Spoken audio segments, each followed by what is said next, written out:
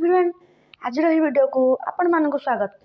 तो पिलाने आपण मानकर ऑलरेडी दीटा एग्जाम सरीगला कोर 11 आउ कोर 12। तो पिलाने देखिए गले आशा करूँ तुम मान एग्जाम बहुत भल हो रहा काली तुम मान एग्जाम अच्छी डीएससी 1 पिलाने कौन कहले तुम मान काली एग्जाम अच्छी डीएससी 1। तो पिलाने जेहेतु किसी भी गैप रहुनी तो तुम मैंने पढ़ाई टे प्रोब्लेम निहाती हो बुझीपार पिलाने किसी कथा ना तुम मैंने कौन कर गाइड कि बुक जो थी से फास्ट तुम मैंने कौन कर सारा कथा तार पढ़ीदेव जहाँफल तुम मैंने कॉन्सेप्ट को क्लीयर हो पार। तापर तुम मैंने जी भी प्रीवियस क्वेश्चन अच्छी पिला माने PYQ पिला एग्जाम PYQ निहाती इंपोर्टेंट पिला माने पिला माने PYQ 2000 कह गले 2021 रु आरंभ करी 2024 निहाती देखिकी जाओ 22-23 तो निहाती पिलाने देखिकी जाओ और कम है तुम मान किसी बता टोटल क्वेश्चन आम प्राक्ट करवा ओडिया अनुस्र डीएससी 1 तो पिला चल देखिए आम बर्तन आउ ता पूर्व कह रखी जो मैंने आम चैनल को सब्सक्राइब करना आम चैनल को दयाकर सब्सक्राइब कर रखु एवं टेलीग्राम चैनल पे निहाती जॉइन हो जातु है पे मैंने जो मैंने मत पर्सनाल मेसेज करने चाहते से मैंने यूट्यूब मेंबरशिप नहीं पारे मेंबरशिप नहीं जॉइन हो पारे टेलीग्राम में स्टार देके मत पर्सनाल मेसेज करें। तापर देख पिलाने कौन कह 1 नंबर अच्छी तो जेहेतु 80 मार्क टोटाल तो 1 नंबर जो देती एक नंबर 1 मार्क 12टा देती तो देख चल देखिए क्यों शताब्दी में अशोक कलिंग आक्रमण करते तो कौ शताब्दी कलिंग आक्रमण करते तो सेटा लिखिबो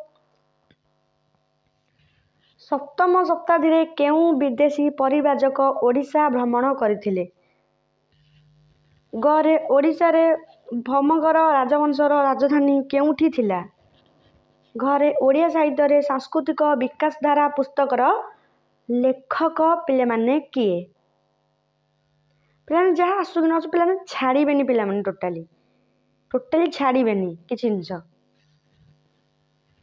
सम्राट खारवेल केउं धर्मर पृष्ठपोषकता करथिले को धर्म लिखिबो एठी चरे सम्राट जजाति केसरी शैव उपासक थिले यह ठीक ना भूल तुम लिखिबो प्लान देखो तुम मानक भीतर प्राक्ट करा देखो केते मार्क टोटाल तुम आसुची तुम मानक राजा इंद्रद्युम्न राणी किए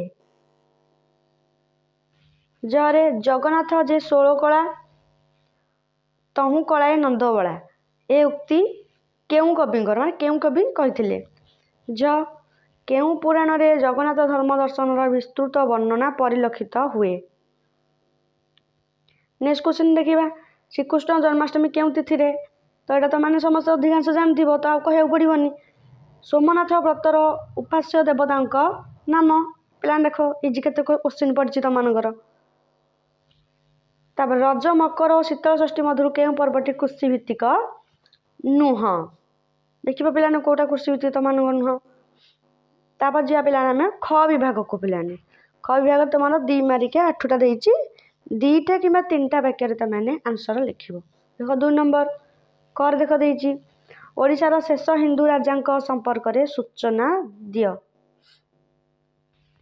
देवग्राम संधि ओडिशा इतिहास रे प्रसिद्ध कहीं गर देछि सूर्यवंशर 2 जन प्रसिद्ध सम्राट नाम उल्लेख कर किए से 2 जन तांको ना लिखिबो तापर क्वेश्चन देछि गौड़ीय वैष्णव धर्म कहले कौन बुझ मुहरे ओडिशार 2टी प्रमुख बौद्ध पीठर नाम लेख।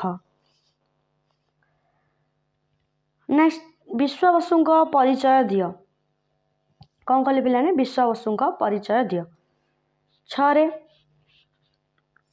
जैन धर्मावलंबी माने श्री जगन्नाथ को अवतार बोली कहीं मानती जरे गुंडीचा हाथ में विजे कर 3 रथर नाम एटा पिलाने जी अच्छी समस्त भी लिखिपार व्रतर संज्ञा प्रदान कर व्रत माने कौन बड़ ओषा केउं तिथि पड़े और यार आराध्य देवता किए देख पिलाने ग विभाग तुम अच्छी कौन ना तुम 3 मारिकिया 8टा देख कर कौन देछि ଓଡ଼ିଶାରେ ଗଙ୍ଗବଂଶର ଶାସନ ସମ୍पर्କରେ ସଂକ୍ଷିପ୍ତ ସୂଚନା ଦିଅ। ଖରେ ରାଜା ମୁକୁନ୍ଦ ଦେବଙ୍କ ସମ୍ପର୍କରେ ଟିପ୍ପଣୀ ଦିଅ। ଦେନ୍ ଗରେ ଓଡ଼ିଶା ଇତିହାସରେ ଦେବଗ୍ରାମ ସନ୍ଧିର ବିଶେଷତ୍ୱ କ'ଣ? ଘ ହରିହର ଉପାସନାର ମାହାତ୍ମ୍ୟ ଉଲ୍ଲେଖ କର। ତାପରେ ଦେଖ ଦେଇଛି ଉହରେ ବୈଷ୍ଣବ ଧର୍ମ ସମ୍ବଳିତ ଓଡ଼ିଆ କାବ୍ୟ ସମ୍ପର୍କରେ ସୂଚନା ପ୍ରଦାନ କର। ଅବତାରବାଦ କହିଲେ କ'ଣ ବୁଝ? ଛରେ ସାତଲହଡ଼ି ମଠର କିମ୍ବଦନ୍ତୀ କ'ଣ? ନେକ୍ସଟ କୋଇଲି ବୈକୁଣ୍ଠ ସମ୍ପର୍କରେ ଟିପ୍ପଣୀ ଲେଖ। ଝରେ ଓଷା ଓ ବ୍ରତ ମଧ୍ୟରେ ଥିବା ପାର୍ଥକ୍ୟ ଲେଖ। ନରେ ସୁଦଶା ବ୍ରତର ମାହାତ୍ମ୍ୟ ଉଲ୍ଲେଖ କର। ତାପରେ ଘରେ ଦେଇଛି ଦେଖ ସାତ ମାରିକିଆ 4ଟା। 4 ନମ୍ବର ଦେଇଛି ଷୋଡ଼ଶ ଶତାବ୍ଦୀ ପର୍ଯ୍ୟନ୍ତ ଓଡ଼ିଶାର ସଂକ୍ଷିପ୍ତ ଇତିହାସ ବର୍ଣ୍ଣନା କର। ପିଲାମାନେ ଲଙ୍ଗ କୋଶ୍ଚିନ୍ ଉପରେ ନିହାତି ଫୋକସ୍ କରନ୍ତୁ, କାରଣ ଲଙ୍ଗ କୋଶ୍ଚିନ୍ ଯଦି ତୁମମାନଙ୍କୁ ଆସିଲା ତ ସେଇ ଭିତରୁ ତୁମମାନଙ୍କର କଭର ହେଇଯିବ 2 ମାର୍କ 3 ମାର୍କ।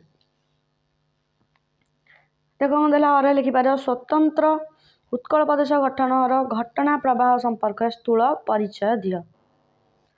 5 ନମ୍ବରରେ ଓଡ଼ିଶାରେ ଶୈବ ଧର୍ମର ବିକାଶ କ୍ରମ ଦର୍ଶାଅ କିମ୍ବା ପ୍ରାଚୀନ ଓଡ଼ିଆ ସାହିତ୍ୟରେ ବୈଷ୍ଣବ ଧର୍ମର ସ୍ୱରୂପ ଲେଖ। 6 ନମ୍ବରରେ ଶ୍ରୀ ଜଗନ୍ନାଥ ସଂସ୍କୃତିରେ ଆଦିବାସୀ ସଂସ୍କୃତିର ସମନ୍ୱୟ ସମ୍ପର୍କରେ ଏକ ଆଲେଖ୍ୟ ପ୍ରଦାନ କର। ସେକେଣ୍ଡରେ ତୁମେ ଏଇଟା ବି ଲେଖିପାରିବ ଶ୍ରୀ ଜଗନ୍ନାଥଙ୍କ ପ୍ରମୁଖ ବେଶଗୁଡ଼ିକ ଉପରେ ଆଲୋଚନା କର। ନେକ୍ସଟ 7 ନମ୍ବର ତୁମମାନଙ୍କ ଦେଇଛି ଦେଖ କ'ଣ ତୁମର 7 ନମ୍ବର ଦେଇଛି ଲାଷ୍ଟ କୋଶ୍ଚିନ୍ ଓଡ଼ିଶାରେ ପାଳିତ ହେଉଥିବା 5ଟି ପ୍ରମୁଖ ଓଷାର ବିଧିବିଧାନ ମାହାତ୍ମ୍ୟ ଚର୍ଚ୍ଚା କର। ଯେଉଁ 5ଟି ପିଲାମାନେ ଓଷା ତୁମ ଭଲସେ ଆସିଥିବ ତା ନାଁ ଲେଖିକି ତାର ମାହାତ୍ମ୍ୟ ଚର୍ଚ୍ଚା ତୁମମାନେ କରିବ। ନେକ୍ସଟ ଦେଇଛି ତୁମମାନଙ୍କର କ'ଣ ଦେଖ ତ ନେକ୍ସଟରେ ଏଇଟା ତୁମମାନେ ଲେଖିପାରିବ, ନହେଲେ ବ୍ରତ ଗୁଡ଼ିକର ସାମାଜିକ ଓ ଧାର୍ମିକ ଗୁରୁତ୍ୱ ଉଲ୍ଲେଖ। ପିଲାମାନେ ମୋ ମତରେ ଉପଟା ସହଜ ହେବ, ତୁମେ ଯେକୌଣସି 5ଟି ପ୍ରମୁଖ ଓଷା ନାଁ ଲେଖିକି ତା ବିଧିବିଧାନ ମାହାତ୍ମ୍ୟ ଚର୍ଚ୍ଚା କର ତୁମମାନଙ୍କୁ ଅଛି। ପିଲାମାନେ ଏଇଟା ଥିଲା ତୁମମାନଙ୍କର କ'ଣ ନା ଉତ୍କଳ ୟୁନିଭର୍ସିଟିର କ'ଣ କହିଲି ଉତ୍କଳ ୟୁନିଭର୍ସିଟିର ତୁମମାନଙ୍କର ଏଇ କୋଶ୍ଚିନ୍ଟା 2023ର ହେଲା। ପିଲାମାନେ 2023 ଆଉ 2022 କୋଶ୍ଚିନ୍ ପିଲାମାନେ ନିହାତି ଦେଖିକି ଯିବ, କାରଣ କୋଶ୍ଚିନ୍ ତୁମର ରିପିଟ୍ ହେବାର ବହୁତ ଚାନ୍ସ ଅଛି। ପିଲାମାନେ ଆଉ ଉତ୍କଳ ୟୁନିଭର୍ସିଟିର କୋଶ୍ଚିନ୍ ତ ବହୁତ ରିପିଟ୍ ହୁଏ ପ୍ରିଭିୟସ୍ କୋଶ୍ଚିନ୍ରୁ, ତୁମେ ଦେଖିଥିବ ଯଦି ଜାଣିଥିବ ପିଲାମାନେ। ତ 2021ରୁ 2024 ଯାଏ ପିଲାମାନେ ଦେଖିକି ନିହାତି ଯାଅ, ତୁମମାନଙ୍କ ସେ ଭିତରୁ କୋଶ୍ଚିନ୍ ନିହାତି ପିଲାମାନେ ରିପିଟେଡ଼୍ ହେଇଯିବ।